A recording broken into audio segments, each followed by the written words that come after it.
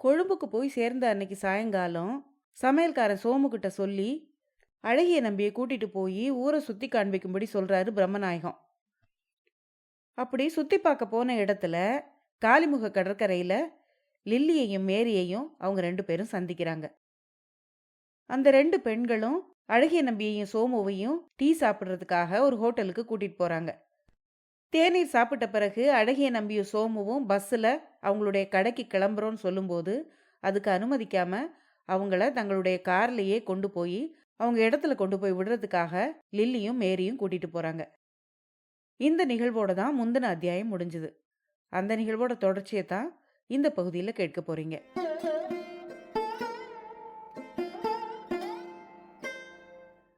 அனைவருக்கும் வணக்கம். நீங்கள் கேட்டுக்கொண்டிருப்பது கதை ரேடியோ தமிழ்.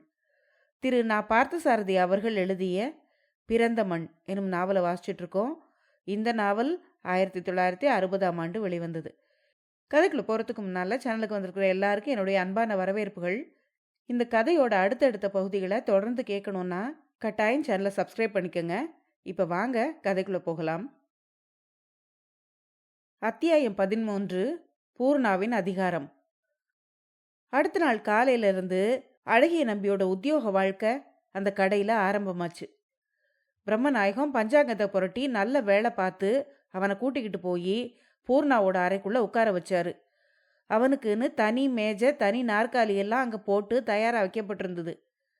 இன்னைக்கு வரைக்கும் அந்த பெண்ணோட தனி உரிமையாக இருந்த அந்த அறையில் அவளுடைய உரிமைக்கு முதல் தடையாக அழகிய நம்பி நுழைஞ்சு உட்காந்துக்கிட்டு இருந்தான். வழக்கமாக 10 மணிக்கு கடைக்கு வந்துடுற பூர்ணா அன்னைக்கு 10:15 ஆகியும் வரல. புதுசாக கொண்டு வந்து உட்கார வைக்கப்பட்டிருந்த அழகிய நம்பி தனியாக கணக்கு வழக்குகளை புரட்டிக்கிட்டு இருந்தான். அவனுக்கு அந்த இடத்துல இருப்பு கொள்ளாதது மாதிரி இருந்தது. ஒவ்வொரு நிமிஷமும் அவளுடைய வரவை எதிர்பார்த்துக்கிட்டு இருந்தான் அவன். வெளியே சின்ன சத்தம் கேட்டாலும் அவ தான் வந்துட்டாளோ அப்படின்னு கணக்கு புத்தகங்களை மூடி வச்சுட்டு நிமிந்து சரியாக உட்காந்துக்குவான். படிப்பு, தைரியம், நேர்மை இப்படி எல்லா பண்புகளும் அழகிய நம்பிங்கிற அந்த இளைஞன்கிட்ட இருந்தது. ஆனாலும் இப்போ அவன் ஒரு இளம்பெண் தன்னுடைய அறைக்குள்ளே வரப்போறா அப்படின்னு நினச்சி நடுநடுங்கி போய் உட்கார்ந்துருந்தான். அப்படி பூர்ணா என்ன புலியா சிங்கமா? அவளுக்கு நான் ஏன் பயப்படணும்? அவன் என்னை கடிச்சா முழுங்கிற போறா அப்படின்னு தன்னைத்தானே தைரியப்படுத்திக்க முயற்சி பண்ணா அவன். மேஜை மேலே விரிச்சு கிடந்த ஃபைல்களையும் தடிமனான கணக்கு புத்தகங்களையும் அப்படியே போட்டுட்டு அந்த நிமிஷம் வரைக்கும் தனக்கு ஏற்படாத ஒரு வகை துணிச்சலை வலுவில் வரவழைச்சிக்கிட்டான் அவன். எழுந்திருந்து அந்த அறையோட மூல முடுக்குகளெல்லாம் ஆராய்ஞ்சு பார்க்க ஆரம்பிச்சான். பூர்ணா அந்த அலுவலக அறையை ரொம்ப சுத்தமாக வச்சுக்கிட்டு இருந்தா. காகிதங்கள், ரசீது புத்தகங்கள், ஃபைல் கட்டுகள், கடிதங்கள் எல்லாம் மூளைக்கு மேலே சிதறி கிடக்காம உரிய இடங்கள்ல ஒழுங்கா அடுக்கி வைக்கப்பட்டிருந்தது. தனியா ஒருத்தி இவ்வளவு வேலைகளையும் ஒழுங்கா செய்துக்கிட்டு அதே சமயத்துல அங்க இருக்கிற எல்லாரையும் ஆட்டி வச்சு அதிகாரம் செய்யவும் அவளால எப்படி முடிஞ்சுது அப்படின்னு ஆச்சரியப்பட்டான் அழகிய நம்பி. பூர்ணா வழக்கமா உட்கார நாற்காலிக்கு பின்னால இருந்த அலமாரி ஒன்று பூட்டப்பட்டிருந்தது. அதுக்குள்ள ஏதாவது முக்கியமான பொருட்கள் இருக்கணும்னு அவன் நினைச்சுக்கிட்டான். அவளுடைய மேஜை டிராயர்களும் அதே மாதிரி பூட்டப்பட்டிருந்தது. மேஜை மேலே டைப்ரைட்டர் அதுக்குரிய தகர கூட்டால் மூடி வைக்கப்பட்டிருந்தது. சில கடிதங்கள் அடுக்கி வைக்கப்பட்டிருந்தது. பக்கத்தில் வேற சில கடிதங்கள் அனுப்புறதுக்காக டைப் செய்யப்பட்டு மடித்து வைக்கப்பட்டிருந்தது. 10 நிமிஷத்தில் அந்த அறையோட ஒவ்வொரு பகுதியையும் தன் பார்வையால் அளந்துக்கிட்டு தன்னுடைய இடத்துல போய் திரும்பவும் உட்கார்ந்தான் அழகிய நம்பி. அவன் உட்கார்ந்து சில வினாடிகள் தான் ஆயிருக்கும். அந்த அறையோட ஸ்ப்ரிங் கதவு திறக்கிற சத்தம் கேட்டுது. குனிஞ்சு ஃபைலை புரட்டிக்கிட்டு இருந்தவன் யாருன்னு பார்க்கறதுக்காக தலையை நிமிர்ந்தான். அந்த ஒரு கணத்துக்குள்ள அவன் நெஞ்சு அடிச்சுக்கிட்ட வேகம் சொல்லி முடியாது. அப்போ பூர்ணா தான் உள்ள வந்தா. கையில ஒரு அலங்கார பை, இன்னொரு கையில அழகான சின்ன ஜப்பான் கொடை. அவன் உட்கார்ந்துகிட்டு இருக்கிறத அவ பார்த்துட்டா. ஆனா அதுக்குரிய வியப்போ முகமாறுதலோ கோபமோ எதுவுமே அவன் முகத்துல தெரியல. அழகிய நம்பிதான் அவளை பார்த்ததும் தன்னை அறியாமலே தான் என்ன செய்யறோங்கிற நினைவே இல்லாம எழுந்து நின்றுக்கிட்டு இருந்தான். ஆனா எதுவுமே புதுசா நடக்காதது போல அவன் அங்க உட்கார்ந்துருக்கிறதையே கவனிக்காதது மாதிரி தன்னோட இடத்துல வந்து உட்கார்ந்துக்கிட்டா பூர்ணா. ஒரு பெண் புலியை போல வந்து உட்கார்ந்தா அவ.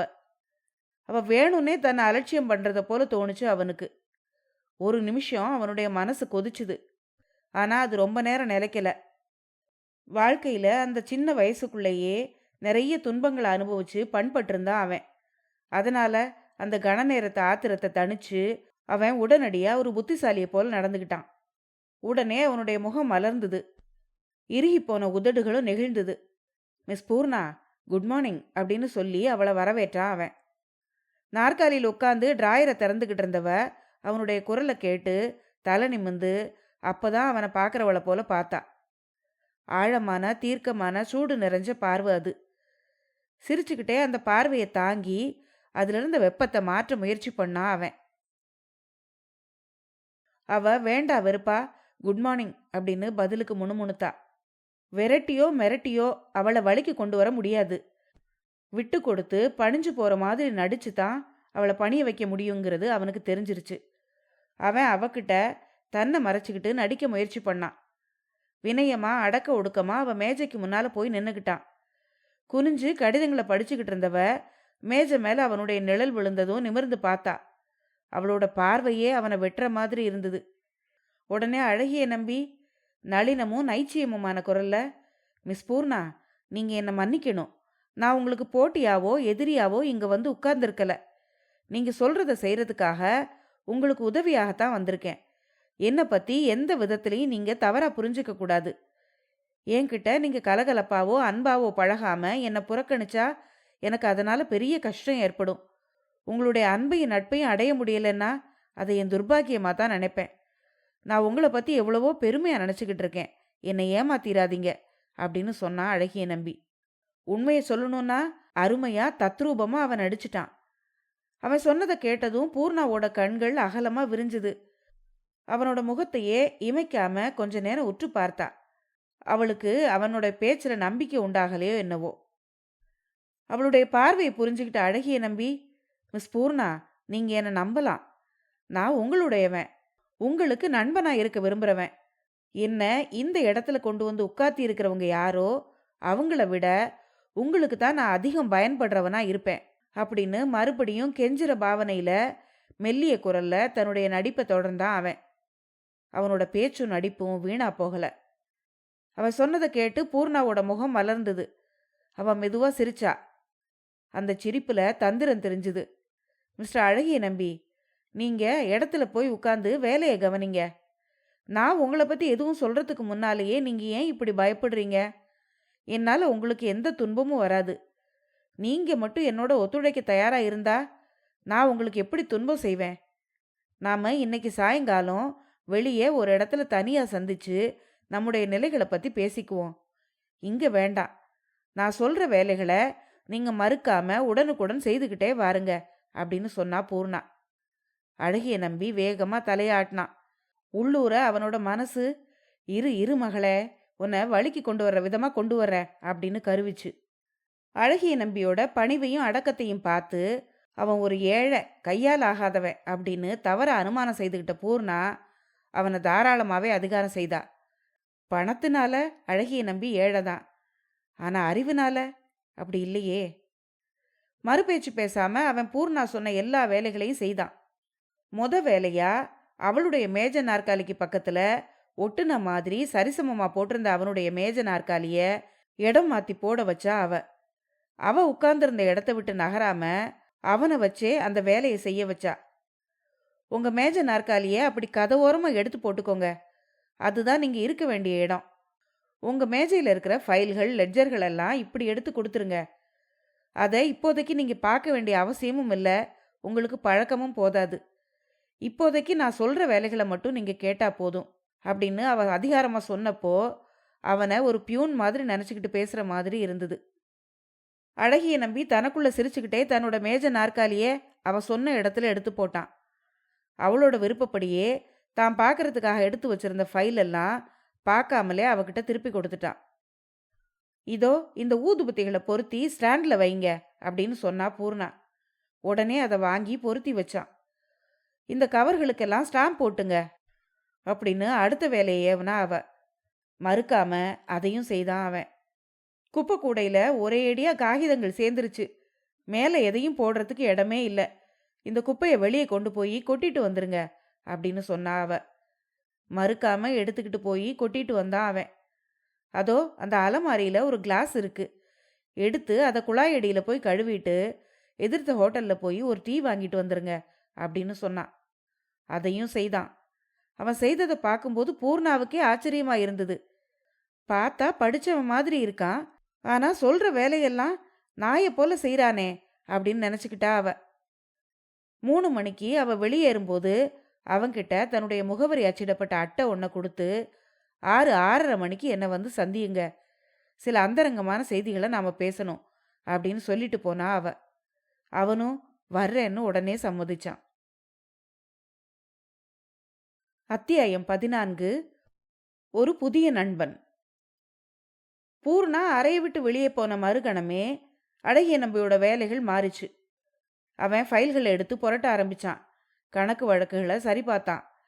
அன்னைக்கு தபாலில் வந்த கடிதங்களில் அவன் தன் கையோடு எடுத்துக்கிட்டு போனதை தவிர மற்ற எல்லாத்தையும் எடுத்து ஒன்னொன்னா படிச்சான். முக்கியமான அவசியமான குறிப்புகளை தன்னோட டைரியில நினைவா குறிச்சு வச்சுக்கிட்டான்.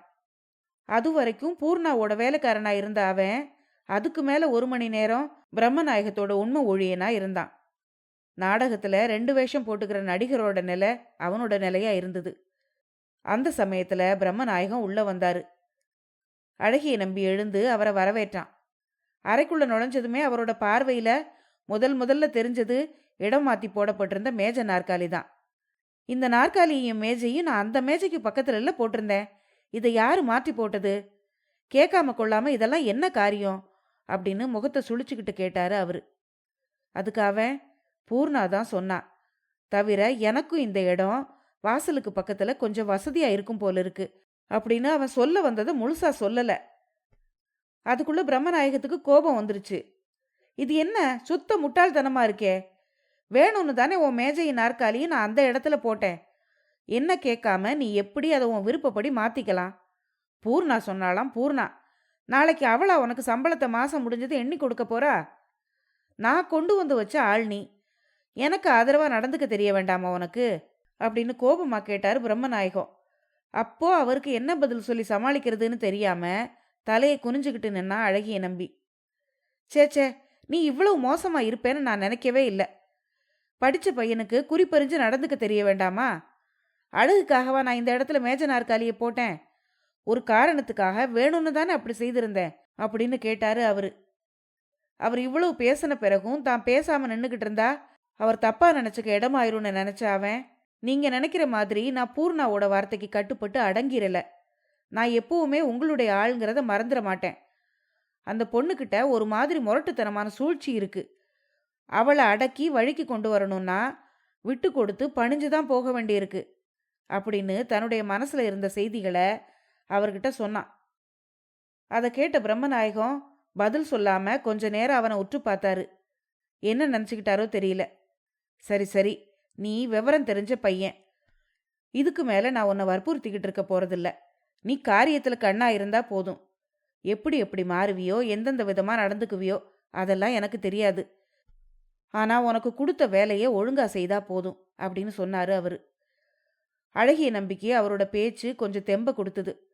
தன்னையும் தன்னோட மனப்போக்கையும் தன்னோட வார்த்தைகளால அவருக்கு விளக்கி புரிய வைக்க முடிஞ்சதுல அவனுக்கு சந்தோஷம் ஏற்பட்டிருந்தது. அதனால அவனுடைய நம்பிக்கையும் அதிகமாயிருந்தது. அப்போ பிரம்மநாயகம் அவன்கிட்ட கேட்டாரு, இப்போ நீ இங்க என்ன செஞ்சுக்கிட்டு இருக்க? பூர்ணா இங்க இருந்து எத்தனை மணிக்கு வெளியே போனா அப்படின்னு கேட்டாரு. அவ 3 மணிக்கே போயிட்டா. நான் வரவு செலவு கணக்குகளை சரி பார்த்துக்கிட்டு இருக்கேன். என்னென்ன காரியங்களை அவளுக்கு தெரிஞ்சும் தெரியாமலும் நான் கண்காணிக்கணும்னு நீங்க சொல்லி இருந்தீங்களோ அதையெல்லாம் இப்போ இருந்தே ஒன்னொன்னா கவனிக்க தொடங்கியிருக்கேன். முக்கியமானதெல்லாம் அப்பப்போ குறிச்சும் வச்சுக்கிட்டு இருக்கேன் அப்படின்னு சொன்னான் அவன். நல்லது, அதை பொறுமையோட தொடர்ந்து செஞ்சுக்கிட்டுரு அப்படின்னு சொன்னபடியே புறப்படுறதுக்காக கதவை திறந்த பிரம்மநாயகம் மறுபடியும் 4-5 அடி நடந்து வந்து அவனை கிட்ட கூப்பிட்டு, இன்னொரு செய்தி உங்ககிட்ட சொல்ல மறந்துட்டேன். நான் இப்போ 5 மணிக்கு கண்டிக்கு போறேன். வியாபார சம்பந்தமான ஒரு முக்கியமான காரியம். நான் திரும்பி வர 2 நாள் ஆகும். கவனமா பார்த்துக்கோ அப்படின்னு சொன்னாரு. ஆகட்டும், நான் பத்திரமா பார்த்துக்கிறேன் அப்படின்னு சொன்னான் அவன். இப்போ நீ எங்கேயாவது வெளியே போக போறியா அப்படின்னு கேட்டாரு பிரம்மநாயகம். ஆமா, 6 மணிக்கு பூர்ணா வீட்டுக்கு வர சொல்லியிருக்கா, போகணும் அப்படின்னு பதில் சொல்ல இருந்த அவன், நல்ல வேளை தன்னை சமாளிச்சுக்கிட்டு அதையே இன்னொரு விதமா மறைச்சு சொன்னான். நேத்து சில இடங்களை சுத்தி பார்க்க முடியல, இன்னைக்கு 6 மணிக்கே கிளம்பலான்னுட்டு இருக்கேன் அப்படின்னு சொன்னான். அதுக்கு என்ன, போயிட்டு வாயேன் அப்படின்னு சொல்லிட்டு வெளியே போயிட்டாரு பிரம்மநாயகம். நல்ல வேளை சொல்ல வந்தது சொல்லல. இல்லைன்னா பிரம்மநாயகத்துக்கிட்ட வசமா சிக்கியிருப்போம் அப்படின்னு நினச்சிக்கிட்டான் அவன். வெறும் வாயை மென்னுக்கிட்டு இருக்கிறவருக்கு அவள் வேற கிடைச்சிட்டா கேட்கணுமா அப்படின்னு நினச்சிக்கிட்டான். ஏற்கனவே பூர்ணாவோட ஆளா மாறி அவளோட வாயில சிக்கிருவேணுங்கிற பயம் இவருக்கு இருக்கு. இன்னைக்கு சாயந்தரம் பூர்ணாவை சந்திக்க அவளுடைய வீட்டுக்கு போக போறேங்கிறத இவர் தெரிஞ்சுக்கிட்டா ஒரேடியா என் மேல சந்தேகப்பட்டு என்னை பத்தின நம்பிக்கை இல்லாம போயிரும் இவருக்கு. நல்ல வேளை வாயில வந்த அந்த சொற்களை வெளியே சொல்லாம தப்பிச்சுக்கிட்டேன் அப்படின்னு நினைச்சு மனசு அமைதி அடைஞ்சான் அழகிய நம்பி. 4:45 மணி சுமார் இருக்கும். அலுவலக அறையை பூட்டிக்கிட்டு பின்கட்டில் இருந்த தன்னுடைய அறைக்கு போனா அழகிய நம்பி. சமையல்கார சோமு தயாரா சிற்றுண்டியும் காப்பியும் எடுத்து வச்சிருந்தான். முகம் கை கால் கழுவிக்கிட்டு சமையல் அறைக்குள்ள போனா அழகிய நம்பி. 1/4 மணி நேரம் கழிச்சு அழகிய நம்பி அறைக்கு திரும்ப வந்தப்போ அறையோட வாசல்ல அவனை எதிர்பார்த்துக்கிட்டு அதே கடையில வேலை பார்க்குற ஒரு இளைஞர் காத்துக்கிட்டு இருந்ததை கண்டான். அவனை பார்த்ததும் புன்முறுவலோட கை கூப்பி அவனுக்கு வணக்கம் சொன்னான் அந்த இளைஞன். வாருங்க வாருங்க, இப்படி உள்ள வந்து உட்காருங்க அப்படின்னு அவனை வரவேற்று பதிலுக்கு வணக்கம் சொன்னான் அழகிய நம்பி. வந்திருந்த அந்த இளைஞன் நல்ல சிவப்பு நிறமாவும் அழகான முகத்தோடையும் நெத்தியில சந்தன போட்டு வச்சுக்கிட்டு கள்ளங்கபடம் இல்லாம சிரிப்போடையும் இருந்தான். அந்த இளைஞனை பார்த்த உடனே அழகிய நம்பியோட மனசுல ஒரு விதமான கவர்ச்சி உண்டாச்சு. அந்த இளைஞன் தன்னை ஒரு யாழ்ப்பாண தமிழன் என்று அறிமுகப்படுத்திக்கிட்டான். உடனே அழகிய நம்பி, தயவு செய்து உங்க பேரையும் எனக்கு சொல்லிருங்களேன், அன்னைக்கு உங்களை அறிமுகம் செய்யும் போது பேரை கேட்டது மறந்துருச்சு அப்படின்னு சிரிச்ச முகத்தோடு சொன்னான். என் பேர் சபாரத்னம் அப்படின்னு சொன்ன அந்த இளைஞன், எனக்கு தமிழ்நாட்டு நண்பர்கள்னா ரொம்ப பிடிக்கும். நான் உங்களோட நெருங்கி பழகணும்னு ஆசைப்படுறேன். முதலா நேற்று உங்களை பார்த்ததுல இருந்து எனக்கு உங்க மேல ஒரு அன்பு ஏற்பட்டுருச்சு அப்படின்னு சொன்னான். மனசுல பட்டதை சின்ன குழந்தைய போல ஒளிவு மறைவு இல்லாம சொன்னான். அந்த இளைஞனோட கள்ளங்கபடம் இல்லாத சூதுவாது இல்லாத அன்புக்கு தன்னுடைய மனசையும் அதுல இருந்த அன்பையும் மொத்தமா விலையா கொடுத்துட்டான் அழகிய நம்பி. 1/2 மணி நேரத்துக்கு மேலா அவங்க 2 பேரும் பலதரப்பட்ட செய்திகளை பேசிக்கிட்டு இருந்தாங்க. திடீர்னு பூர்ணாவோட வீட்டுக்கு வர்றதை ஒத்துக்கிட்டு இருந்தது அவனுக்கு ஞாபகம் வந்தது. அறைக்குள்ள மாட்டி இருந்த சுவர் கடிகாரத்தை நிமிர்ந்து பார்த்தான். நேரம் கடந்து போச்சு அப்படின்னு தெரிஞ்சதும் அவனுடைய முகத்துல பரபரப்போட சாயல் உண்டாச்சு. அவன் முகத்துல இருந்த அந்த மாறுதலை புரிஞ்சுக்கிட்ட இளைஞர் சபாரத்னம், நீங்க எங்கேயாவது வெளியே புறப்பட்டு போக நினைச்சிருந்தீங்களா? நான் நேரம் தெரியாம வந்து தொல்லை கொடுத்துட்டேனா அப்படின்னு கேட்டான். அதெல்லாம் ஒன்றும் இல்லை. உங்களை சந்திச்சது, உங்க கூட பேசுனது, இதை விட முக்கியமான எந்த காரியத்துக்கும் நான் புறப்பட்டுக்கிட்டு இருக்கல. இன்னும் 5 நிமிஷங்கள் கழிச்சு கூட நான் புறப்படலாம். 6:30 மணி சுமாருக்கு ஒருத்தரை சந்திக்க வர்றதா சொல்லியிருக்கேன் அப்படின்னு சொல்லிக்கிட்டே இடத்த விட்டு எழுந்திருச்சான் அழகிய நம்பி. சபாரத்னமும் அங்கிருந்து விடைபெறதுக்காக எழுந்து புறப்பட்டான். புறப்படும் போதே அழகிய நம்பிக்கிட்ட, நான் இன்னைக்கு உங்களை பார்த்து பேசுனதை எங்க வீட்டில் போய் சொன்னா எல்லாரும் எங்க வீட்டில் உங்களை பார்க்க ஆசைப்படுவாங்க. அதனால நீங்க எங்க வீட்டுக்கு ஒரு ஞாயிற்றுக்கிழமை வரணும் அப்படின்னு விரும்பி கேட்டுக்கிட்டான் சபாரத்னம். ஆகட்டும், கட்டாயம் வர்றேன் அப்படின்னு சிரிச்சுக்கிட்டே தலையசைச்சான் அழகிய நம்பி. அப்போ சபாரத்னத்துக்கு முன்னாலேயே பூர்ணாவோட விசிட்டிங் கார்டை எடுத்து அதுல குறிப்பிட்டிருந்த முகவரியை பார்த்தான். அதுல இருந்த தெருவோட பெயரை அவன் இப்போதான் படிச்சான். அந்த தெருவுக்கு தான் மட்டும் தனியா எப்படி போறது, அவளோட வீட்டை எப்படி கண்டுபிடிக்கிறதுங்கிற மலைப்பு அவனுக்குள்ள ஏற்பட்டது.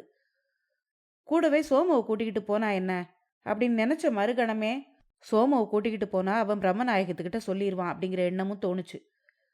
உடனே சபாரத்னத்துக்கிட்டே அதை கேட்டா என்ன அப்படின்னு நினைச்சு ஒரு கணம் தயங்கினா அவன். அப்புறம் அவன்கிட்ட, சபாரத்னம் கொஞ்சம் இப்படி வாருங்களேன், உங்ககிட்ட ஒன்று விசாரிச்சு தெரிஞ்சுக்கணும் அப்படின்னு கூப்பிட்டான்.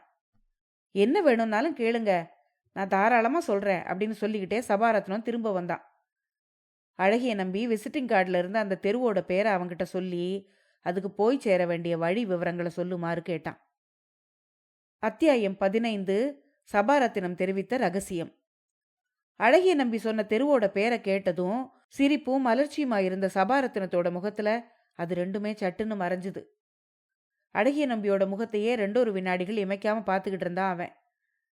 அந்த தெருவில் நீங்க யாரை பார்க்கணும் அப்படின்னு எதிர்கேள்வி கேட்டான். அழகிய நம்பி இந்த கேள்வியை எதிர்பார்க்கல, திகைச்சு போனான். பூர்ணாவை பார்க்கறதுக்காகத்தான் போறேன்னு சொல்றதுக்கு அவனோட மனசு ஒத்துக்கல. என்ன சொல்றதுன்னு தயங்குனா அவன். உடனே அதை புரிஞ்சுக்கிட்ட சபாரத்னம், உங்களுக்கு சொல்ல விருப்பம் இல்லைன்னா வேணாம், தெரிஞ்சுக்கிட்டு தான் ஆகணும்னு நான் கேட்கல, ஆனா எனக்கு ஒரு சந்தேகம் உண்டாகுது. அது சரியா இருந்தா உங்களுக்கு பயன்படுற மாதிரி சில முன்னெச்சரிக்கைகளை நான் சொல்லலான்னு நினைக்கிறேன் அப்படின்னு சொன்னான். சபாரத்னம் எதை மனசுல நினைச்சுக்கிட்டு இப்படி சொல்றான்னு அழகிய நம்பிக்கு புரியல. அவன் திகைச்சான். ஒன்றும் புரியாம தயங்கினான். அவனோட தயக்கத்தை பார்த்த சபாரத்னம், வேண்டாம், நீங்க சொல்லலைன்னாலும் பரவாயில்ல, எனக்காக நீங்க வீணா மனசை குழப்பிக்காதீங்க அப்படின்னு சொல்லிட்டு அவன் கேட்ட தெருவுக்கு வழி சொல்ல ஆரம்பிச்சான் சபாரத்னம். உடனே அழகிய நம்பி, சபாரத்னம் கொஞ்சம் இருங்க, நாம 2 பேரும் சேர்ந்தே வெளியில போகலாம், பேசிக்கிட்டே போகலாம், போகும்போது எல்லா விவரங்களையும் உங்களுக்கு நான் சொல்றேன், உங்களுடைய எச்சரிக்கைகளையும் நான் மறுக்காம ஏத்துக்கிறேன் அப்படின்னு சொல்லி அவன் அங்கேயே இருக்க சொன்னான் அழகிய நம்பி. கொஞ்ச நேரத்துல சபாரத்னத்தையும் கூட அழைச்சிக்கிட்டு தெருவில் இறங்கி நடந்தா அழகிய நம்பி. 2 பேரும் பஸ் நிறுத்தம் வரைக்கும் பேசிக்கிட்டே போனாங்க. அங்க போய் நின்னதும் சபாரத்னத்துக்கிட்ட பூர்ணாவோட விசிட்டிங் கார்டை எடுத்து நீட்டி, இவ தன்னுடைய வீட்டுக்கு 6:30 மணி சுமாருக்கு இன்னைக்கு வர சொல்லியிருக்கா, போகலாமா வேண்டாமா, உங்களோட அபிப்பிராயம் எப்படியோ அப்படியே நான் நடந்துக்கிறேன் அப்படின்னு விசிட்டிங் கார்டில் இருந்த அவளோட பேரை சுட்டி காட்டி கேட்டான் அழகிய நம்பி. உடனே சபாரத்னம், எனக்கு தெரியும், நீங்கள் அந்த தெருவோட பேரை சொல்லி வழி விசாரிச்சதுமே நான் புரிஞ்சு அனுமானம் செய்துக்கிட்டேன். அதனால தான் அவ்வளவு அக்கறையாக சந்தேகப்படுற மாதிரி உங்ககிட்ட விசாரித்தேன். நல்ல வேளையா இப்போவாவது என்கிட்ட சொன்னீங்களே, சரியான சமயத்தில் உங்களை நான் காப்பாற்ற முடிஞ்சிருக்கு அப்படின்னு அந்த விசிட்டிங் கார்டை பார்த்துக்கிட்டே பதில் சொன்னா சபாரத்னம். நீங்கள் இப்போ என்ன சொல்கிறீங்க சபாரத்னம், நான் பூர்ணாவோட வீட்டுக்கு போகலாமா கூடாதா அப்படின்னு கேட்டான் அழகிய நம்பி. அதை கேட்டு சபாரத்னம் சிரிச்சான். நீங்கள் கெட்டு போகணும்னு நான் விரும்ப மாட்டேன். நீங்கள் என்னுடைய அன்புக்குரிய நண்பராக மனசில் இடம் பெற்றுட்டீங்க. இன்னைக்கு ஒரு தவறான இடத்துல நீங்கள் போய் மாட்டிக்க நான் சம்மதிக்க முடியாது. என்னால் இவ்வளவு தான் சொல்ல முடியும். இதுக்கு மேலே உங்கள் விருப்பம் போல் நீங்கள் செய்துக்கலாம் அப்படின்னு சொல்லும்போதே சபாரத்னத்தோட குரலில் அழுத்தம் தெரிஞ்சுது. உடனே அழகிய நம்பி, ஏன் கூடாதுன்னு சொல்கிறீங்க, ஒரு காரணமும் சொல்லாமல் இப்படி மொட்டையா சொன்னால் எப்படி புரிஞ்சுக்க முடியும் அப்படின்னு கேட்டான். அதுக்கு சபாரத்னம், காரணம் 1 இல்லை 2 இல்லை, அதையெல்லாம் இப்படி ஒரு பஸ் நிறுத்தத்தில் நின்றுக்கிட்டு உங்ககிட்ட பேசிட முடியாது. ஓய்வா ஒரு இடத்துல போய் உட்காந்து உங்ககிட்ட தனிமையில் விவரித்து சொல்லணும் அப்படின்னு சொன்னா சபாரத்னம். அப்படியே செய்யலாம் சபாரத்னம், உங்கள் வார்த்தைகளை நான் நம்புகிறேன். இன்னைக்கு நான் பூர்ணாவோட வீட்டுக்கு போகலை, வேற எங்கேயாவது நாம் போய் தனிமையில் பேசிக்கிட்டு இருக்கலாம் அப்படின்னு சொன்னான். அதை கேட்ட சபாரத்னம், சரி புறப்படுங்க, கடற்கரைக்கு போகிற பஸ்ஸு வந்துக்கிட்டு இருக்கு அப்படின்னு சொன்னான். இல்லை, கடற்கரை வேண்டாம், நான் நேத்தே அங்கே போய் சுற்றி பார்த்துட்டு வந்துட்டேன், வேற ஒரு புதிய இடத்துக்கு போகலாமே அப்படின்னு சொன்னான் அழகிய நம்பி. அவன் ஏன் அப்படி சொன்னான்னா, கடற்கரைக்கு போனால் ஒருவேளை லில்லியையும் மேரியையும் மறுபடியும் அங்கே சந்திக்க நேர்ந்தாலும் நேரலான்னு பயந்தான் அவன். அவங்கள அங்கே சந்திச்சிட்டா சபாரத்னத்துக்கிட்ட தேவைப்பட்ட விஷயங்களை பேச முடியாதே, அதனால தான் அவன் அப்படி தயங்கினான். அப்போ சபாரத்னம் அவன்கிட்ட, நீங்கள் கழனியால் இருக்கிற பௌத்த ஆலயத்துக்கு போயிருக்கீங்களா அப்படின்னு கேட்டான். இல்லை, இனிமே தான் போகணும், அது இங்கேருந்து எவ்வளோ தொலைவில் இருக்கு, இன்னைக்கு வேணும்னா நாம் அங்கே போகலாமே அப்படின்னு சொன்னான் அழகிய நம்பி. தொலைவை பற்றி என்ன கவலை, நடந்தா போக போகிறோம், பஸ்ஸில் ஏறினா 1/4 மணி தியாலத்தில் கொண்டு போய் விட்டுருவான் அப்படின்னு சொன்னான் சபாரத்னம். கொஞ்ச நேரத்தில் பஸ்ஸு வந்தது. 2 பேரும் ஏறிக்கிட்டாங்க. நாம ஒன்று நினச்சா அது ஒன்று நடக்குது. இந்த இளைஞர் சபாரத்னம் நம்ம பார்க்க வருவாருன்னு நம்ம கனவுலையாவது நினச்சோமா? இவர் வந்திருக்கலைன்னா பூர்ணாவை பற்றி பிரமாதமாக நினச்சிக்கிட்டு அவள் வீட்டுக்கு போய் சிக்கிக்கிட்டு இருப்போம். நல்ல வேளையாக வந்து தடுத்து ஆட்கொண்டார் இவர் அப்படின்னு நினச்சிக்கிட்டான் அழகிய நம்பி. கழனியால் இறங்கினதும் புனிதமும் புகழும் வாய்ந்த பௌத்த ஆலயத்துக்கு அழகிய நம்பியை கூட்டிக்கிட்டு போனான் சபாரத்னம்.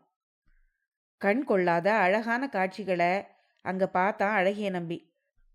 புத்தர் பிரானை பற்றியும் அவருடைய பொன்மொழிகளை பற்றியும் ஏற்கனவே அவன் நிறைய படிச்சிருந்தான். சபாரத்னமும் அவனுக்கு நிறைய விவரங்களை எடுத்து சொல்லிக்கிட்டு அங்கே இருந்த சந்திரகாந்த கற்கள், புண்ணிய நிறைஞ்ச போதி மரம் எல்லாத்தையும் சுற்றி காண்பிச்சான். சுற்றி பார்த்துட்டு அங்கே இருந்த ஒரு பெரிய அரச மரத்துக்கு கீழே 2 பேரும் உட்கார்ந்தாங்க. கொஞ்ச நேரம் 2 பேரும் எதுவுமே பேசிக்கல. கீழே உட்காந்து புல்தரையை கீறிக்கிட்டே சும்மா உட்காந்துருந்தாங்க. திடீர்னு சபாரத்னம் நிமிர்ந்து உட்காந்து அழகிய நம்பிக்கிட்ட அவனுக்கு மட்டுமே கேட்குற மாதிரி மெதுவான குரல்ல பேச ஆரம்பிச்சான். நான் ஏதோ பொழுது போகாம பூர்ணா மேலே எனக்கு இருக்கிற சொந்த வெறுப்பின் காரணமாக இங்கே உங்களை கூட்டிகிட்டு வந்து இப்படி ஏதேதோ சொல்கிறேன்னு நீங்கள் நினச்சிக்க கூடாது. உங்க நன்மைக்காகத்தான் இதெல்லாம் உங்ககிட்ட சொல்லி எச்சரிக்கிறேன். இதை நீங்க நம்புனாதான் நல்லது அப்படின்னு பீடிகையோட ஆரம்பிச்சான் சபாரத்னம். சபாரத்னம், நீங்க இன்னும் என்ன சரியா நம்பல போல இருக்கு. உங்க வாயிலிருந்து வர்ற எல்லா சொற்களும் எனக்கு நன்மையைத்தான் தரும்னு ஏற்கனவே நான் நம்ப ஆரம்பிச்சிட்டேன் அப்படின்னு சிரிச்சுக்கிட்டே சொன்னா அழகிய நம்பி. நல்லது, அந்த நம்பிக்கை இருந்தா போதும் அப்படின்னு சொல்லிட்டு சபாரத்னமும் சிரிச்சுக்கிட்டான். சபாரத்னம் தொடர்ந்து பேச ஆரம்பிச்சான். நீங்க தமிழ்நாட்டில இருந்து நல்ல நம்பிக்கைகளோடும் ஆசையோடும் கடல் கடந்து வந்திருக்கீங்க. பிரம்மநாயகம் உங்க மனசுல எத்தனையோ ஆசை கனவுகளை தூண்டி விட்டு உங்களை கூட்டிக்கிட்டு வந்திருக்கலாம். ஆனா என்னுடைய வார்த்தைகளும் நான் சொல்ல போற செய்திகளும் உங்களுக்கு அவநம்பிக்கையையும் நிராசையையும் உண்டாக்குனா அதுக்காக நீங்க வருத்தப்படக்கூடாது. பொறுமையா பயமோ வியப்போ அடையாம கேளுங்க. இப்போ பிரம்மநாயகம் உங்களை எந்த இடத்துல எந்த பதவியில் உட்காத்தி இருக்காரோ அதை நினைச்சு நீங்க மதிப்போ பெருமையோ கொண்டாடுறதுக்கு இல்லை. மற்றவங்க நினைச்சு அனுதாபப்பட வேண்டிய ஒரு இடத்துல தான் பிரமாதமா அவங்கள கொண்டு வந்து உட்காத்தி வச்சிருக்கிறாரு பிரம்மநாயகம். சபாரத்னம் இப்படி சொன்னதை கேட்டதுமே கயிறு தான்னு நினைச்சு பாம்பை மிதிச்சிட்டோமோ அப்படிங்கிற மாதிரி இருந்தது அழகிய நம்பியோட நிலைமை. சபாரத்னம் தொடர்ந்து பேசினான். அந்த பூர்ணாவோட பகட்லையும் இளமையிலையும் ஆங்கில பேச்சோட வேஷத்துலையும் நீங்க மயங்கிடக்கூடாது. அவ எதையும் எப்பவும் செய்யறதுக்கு துணிஞ்ச வஞ்சகி. இந்த வயசுல அவளுக்கு தெரிஞ்சிருக்கிற சூழ்ச்சிகள் எந்த வயசுலையும் வேறு யாருக்கும் தெரிஞ்சிருக்க முடியாது. அவளை இங்கிருந்து எப்படியும் கிளப்பிடணும்னு பிரம்மநாயகம் தலைகீழா நின்று பார்க்கறாரு. ஆனா அவரால் முடியல. அவ இல்லாதப்போ தாறுமாற அவளை பத்தி பேசுவாரு அவரு. எனக்கு கீழே என்கிட்ட சம்பளம் வாங்கி திங்கிற கழுதைக்கு இவ்வளவு திமிரான்னு சத்தம் போடுவாரு. ஆனா எல்லாம் அவ இல்லாதப்போதான். அவ இருந்தான்னா மனுஷர் பெட்டி பாம்பா அடங்கிடுவாரு, பேச்சு மூச்சு இருக்காது. அவ சொன்னபடி ஆடுவாரு. இன்னைக்கு நேத்து இல்ல, 3 வருஷங்களா இப்படித்தான் நடந்துகிட்டு இருக்கு.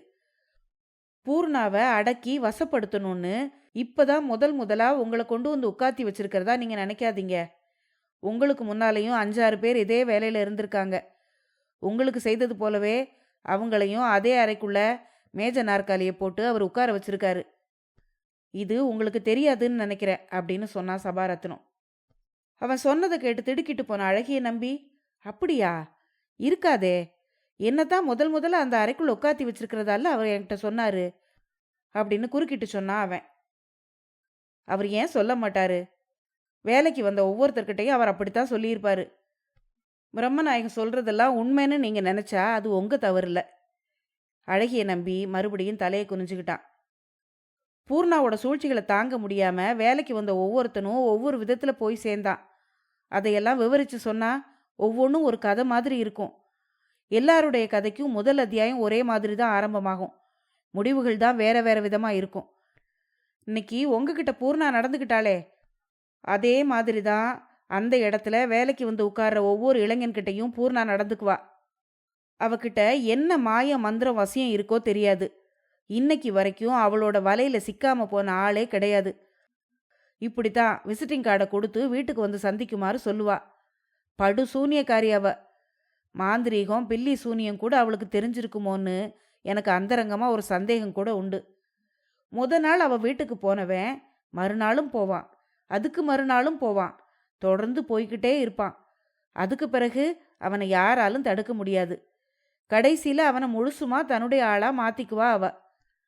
பிரம்மநாயகத்தால அவருடைய கையாளா வேலைக்கு வந்தவன் பூர்ணாவோட விளையாட்டு பொம்மையா மாறி அவருக்கே எதிரியா மாறி போறதுதான் வழக்கம்.